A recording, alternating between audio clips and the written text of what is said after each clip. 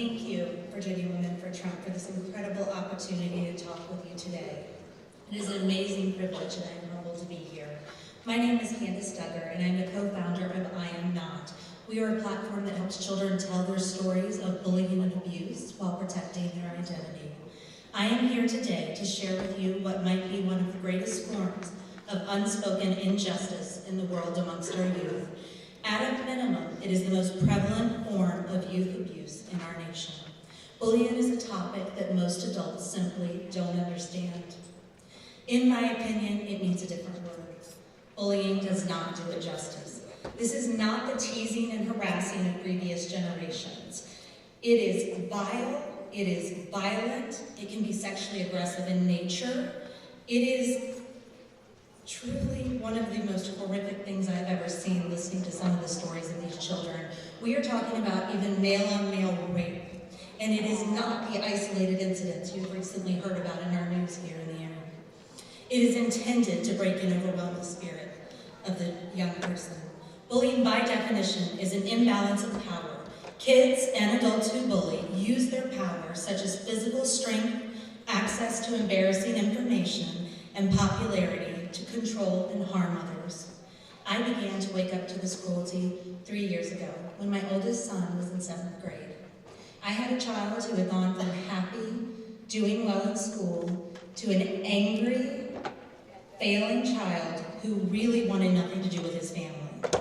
We had no idea what was going on. I was working with the schools, trying to get him all the help and intervention that we could. And ultimately, my husband and I made the decision to pull him out of school and try to homeschool him for a while. It wasn't until he had been home with us for 9 months that he began to tell us the horrific bullying he had been relentlessly put through every single day. And I will not share many of the things that this young man went through because he is here with me, and I would never put him on a stage in that platform.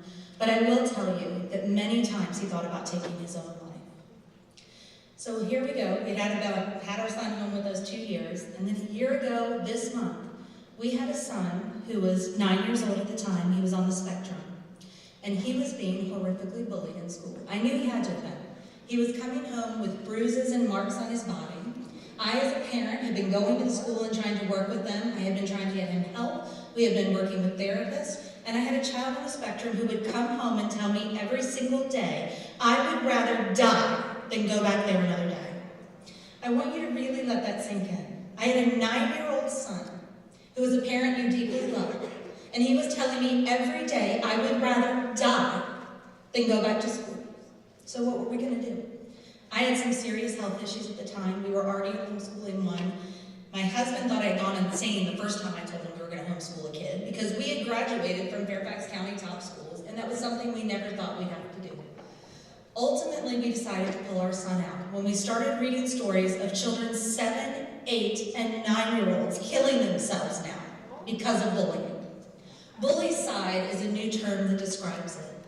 It is when children are attempting to take their lives or take their lives because of the relentless bullying they have gone through. When I brought my son home, I had gone looking to some of the top anti-bullying groups out there. And I will tell you, I was sick as a mother. I had a child who was hurting, and many of the top anti-bullying groups have been co-opted by political groups. My Christian-based conservative values did not fit in, and that broke my heart. Because bullying does not just exist for members of the LGBTQ community. Children are bullied because they are Hindu, they are bullied because they are Christian, they are bullied because they are black or white, they are bullied for their disability, and they aren't bullied because they support our president. And here I was trying to get help for my son, and I was told if you do not support limiting our Second Amendment rights, if you do not support current social justice, and if you do not vote the way they tell you to, you are not welcome there. Does anyone see the irony in those statements? It horrified me as a mother. So here we started our process. Now I have 2 kids home, both with different needs, having to figure out how to homeschool these kids. We joined Eden Hope Academy, and I met a young author that I'm going to tell you about today. His name is not Kavanaugh. He wrote Bullied, Broken, Redeemed, and it is a privilege to be a voice for this young man. He shares his story of when he was in 7th grade, the torment that he went through.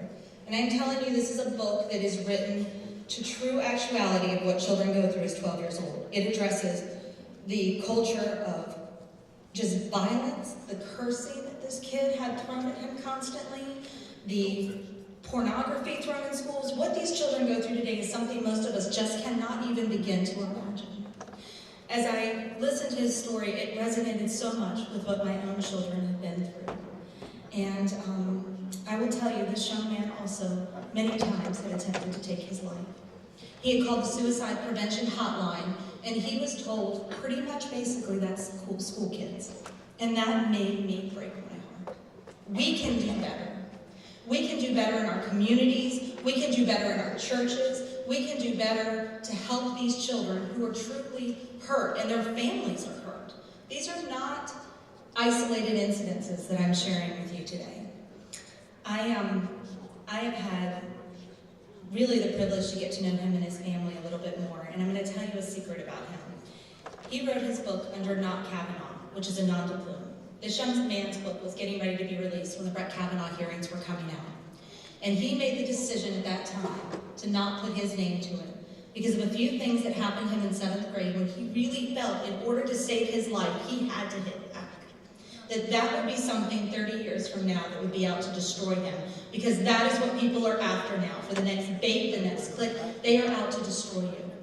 And this child had wisdom beyond his years. I sit and look at what happened to those Covington Catholic kids when they were here in D.C., and it makes me sick. They were not after that young man. They were after him because he wore a MAGA hat and he went to a pro-life event.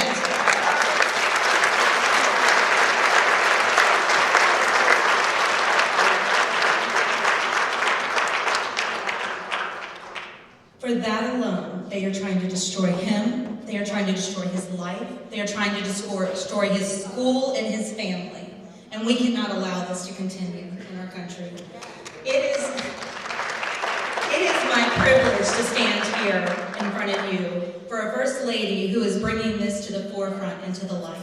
I am saddened by how few people have stood up with her. It is disgusting. These numbers affect as high as 1 in 3 children, and the lowest statistics say 1 in 4.